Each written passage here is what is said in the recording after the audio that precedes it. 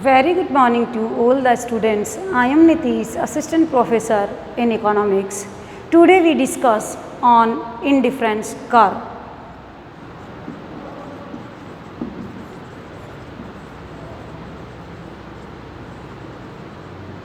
Indifference curve जिसे हम उदासीनता वक्र या तटस्था वक्र भी कहते हैं, एक ऐसा वक्र जिस पर उपभोक्ता पूरी तरह से उदासीन होता है या तटस्थ रहता है, इसे हम उदासीनता वक्र या तटस्थता वक्र भी कहते हैं। एक ऐसा वक्र जिसके प्रत्येक बिंदु पर उपभोक्ता पूरी तरह से उदासीन होता है या हम कहेंगे पूरी तरह से वह तटस्थ होता है, या ये कहें कि उसके प्रत्येक बिंदु पर उपभोक्ता किसी भी तरह का डिफरेंस नहीं करता है। इसीलिए इस वक्र को इंडिफरेंस कर्व कहते हैं, उदासीनता वक्र कहते हैं या तटस्था वक्र कहते हैं। अगर हम इसके क्रमिक विकास की बात करें तो सबसे पहले तटस्था वक्र की बात 1818 में एजवर्थ ने की थी। प्रोफेसर एजवर्थ ने 1818 में तटस्था वक्र का प्रयोग किया था। उसके बाद पैरेटो, उसके बाद स्लट्स्की और देन हिग्स, उसके बाद एलन और देन चैम्बरलिन। उसके बाद चैम्बरलिन जैसे अर्थशास्त्रियों ने तटस्था वक्र को विभिन्न रूपों में अपने विभिन्न सिद्धांतों में प्रयोग किया। हिग्स के द्वारा बहुत ही विस्तृत रूप से तटस्था वक्रों का प्रयोग अपनी पुस्तकों में किया गया। तो इस प्रकार से तटस्था वक्र जो है अर्थशास्त्र के विभिन्न सिद्धांतों में प्रयोग किया गया है। अब हम बात करेंगे तटस्था वक्र क्या है। कुछ वस्तुओं के हम संयोग लेंगे और उसके बाद ये डिफाइन करेंगे कि किस प्रकार से तटस्था वक्र का डायग्राम बनता है। तो देखिएगा, तटस्था वक्र जो है दो वस्तुओं के उन विभिन्न संयोगों को बताता है जिस पर उपभोक्ता पूरी तरह से उदासीन होता है या तटस्थ होता है। प्रोफेसर बॉल्डिंग कहते हैं कि तटस्था वक्र जो है दो वस्तुओं के उन विभिन्न संयोगों को बताता है जो एक दूसरे से ना तो अच्छे होते हैं और ना ही बुरे होते हैं। इस प्रकार हम कहेंगे कि तटस्था वक्र दो वस्तुओं के उन विभिन्न संयोगों को बताता है जहाँ पर उपभोक्ता पूरी तरह से तटस्थ होता है या पूरी तरह से उदासीन होता है। अब हम कुछ वस्तुओं के संयोग लेंगे। उसके बाद वस्तु है x और दूसरी हमारे पास वस्तु होगी y।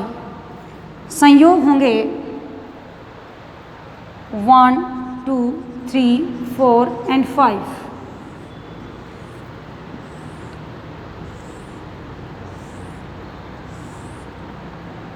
वस्तु x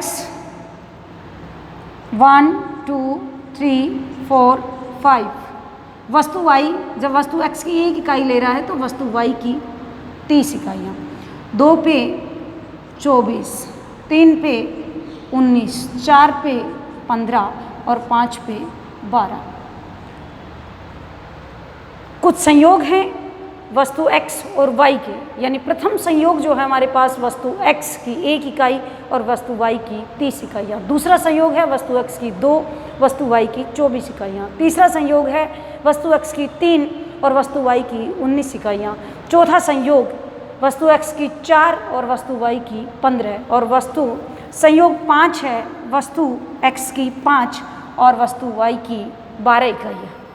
ये संयोग के चाहे संयोग 1, चाहे 2, चाहे 3, 4, 5, प्रत्येक संयोग पर उपभोक्ता पूरी तरह से संतुष्ट तटस्थ है, उदासीन है, यानी वस्तु का एक संयोग दूसरे से ना तो अच्छा है ना बुरा है, यानी उपभोक्ता को सम्मान संतुष्टि प्रदान कर रहे हैं। तो हमारे पास जो संयोग हैं उसके बाद हम इन संयोगों के द्वारा एक डायग्राम ड्रॉ करते हैं, एक रेखा चित्र बनाएंगे जिसके माध्यम से हम तटस्थ वक्र का निर्माण करेंगे।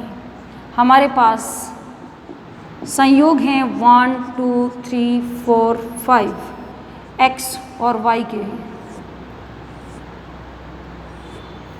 x का था 1 2 3 4 5, y की 30 इकाइयाँ 24 19 15 और 12, ये संयोग हैं हमारे पास में। अब हम एक रेखा चित्र बनाएंगे जिस पे ओ एक्सिस पे हम वस्तु x को लेंगे और y एक्सिस पे हम वस्तु y को लेंगे। ये y एक्सिस है हमारे पास में। x वस्तु के संयोग 1 2 3 4 5, 1 2 3 4 एंड 5 और y के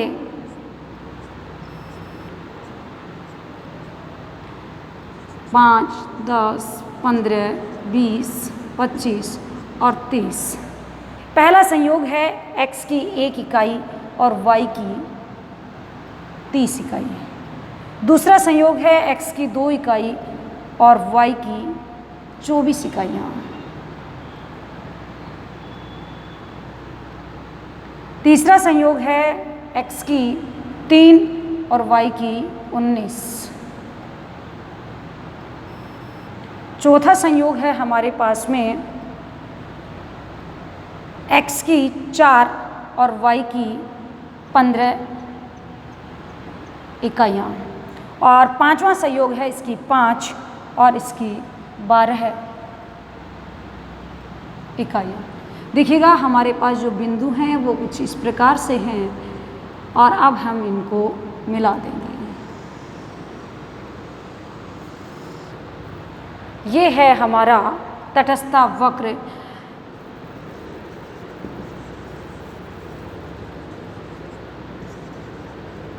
इंडिफरेंस कर्व, जिसे हम उदासीनता वक्र कहें या तटस्थता वक्र। 30 और 1, 24 और 2, 19 और 3, 15 और 4 और 12 और 5। संयोग A, B, C, D और E। ये विभिन्न संयोग हमें प्राप्त होते हैं दो वस्तुओं के और इन विभिन्न संयोगों से एक तटस्थ वक्र का निर्माण होता है। हम कुछ काल्पनिक संयोग ले रहे हैं। इस लाइन के ऊपर हजारों संयोग हो सकते हैं। विभिन्न दो वस्तुओं के उन विभिन्न संयोगों से बने हुआ एक बिंदु पथ जो किसी उपभोक्ता को समान संतुष्टि प्रदान करते हैं उसे हम तटस्थ वक्र कहते हैं या उदासीनता वक्र कहते हैं। ये उदासीनता वक्र ऊपर बाएं से नीचे दाईं ओर गिरते हुए होते हैं। तो दो वस्तुओं के उन विभिन्न संयोगों से बना हुआ एक बिंदु पथ जो कि उपभोक्ता को समान संतुष्टि प्रदान करता है तटस्थ वक्र कहलाता है, उदासीनता वक्र कहलाता है, इंडिफरेंस कर्व कहलाता है। यानी इसके प्रत्येक बिंदु, चाहे बिंदु A है, B है, C है, D है, E है, प्रत्येक पर उपभोक्ता पूरी तरह से उदासीन है, पूरी तरह से तटस्थ है, क्योंकि उसको जितना A संतुष्टि देता है उतना ही B देगा, जितनी B संतुष्टि देता है उतना ही C देगा और जितनी C संतुष्टि देता है उतना ही D संतुष्टि देगा। इसलिए प्रत्येक बिंदु उपभोक्ता को समान संतुष्टि प्रदान करता है और यही तटस्थ वक्र बताता है। तटस्थ वक्र दो बिंदुओं के उन विभिन्न संयोगों का बिंदु पथ है जो उपभोक्ता को समान संतुष्टि प्रदान करता है, जिन पे उपभोक्ता पूरी तरह से तटस्थ रहता है या पूरी तरह से उदासीन रहता है। आगे की क्लास में हम पढ़ेंगे तटस्थ वक्रों की विशेषताएं, तटस्थ मानचित्र और तटस्थ वक्र और बजट रेखा के माध्यम से उपभोक्ता का संतुलन। आज की क्लास के लिए इतना ही। Thank you.